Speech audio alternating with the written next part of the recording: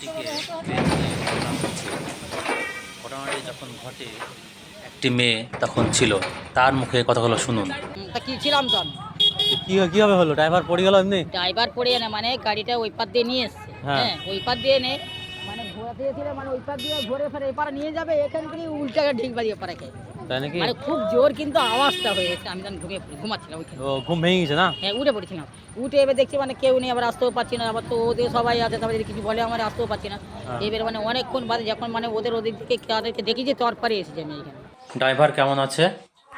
না না, পাগুলো মানে ফুলে গেছে, আর দুটো ছোট ছোট বাচ্চা ছিল, পাগুনে কেটে গেছে, কি আর সেই মোলাম ফলাম রাস্তায় সব লাগাচ্ছিল। তারপর আর কি করবো, ওই দেখে আবার ছিলাম এখানে। তারপর আমি বললাম ধরো থাকো, গাড়িটা তুলতে লাগে না, সকালবেলা মানে কি কোথায় কি হয়েছে না, তো সকালবেলা সবাই থাকবে, তখন তুলবে, নাহলে কোনো ক্যারিং আনবে, ওকে তুলে নিলে উঠে যাবে। ড্রাইভার কি পালিয়ে গেছিল না ছিল? না ছিল, ওখানে গিয়ে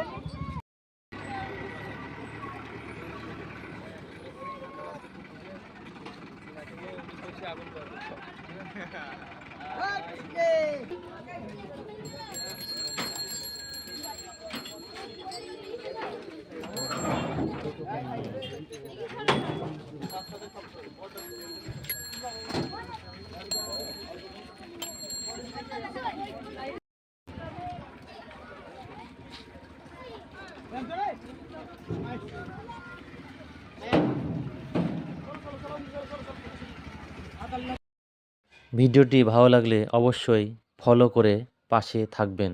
ধন্যবাদ।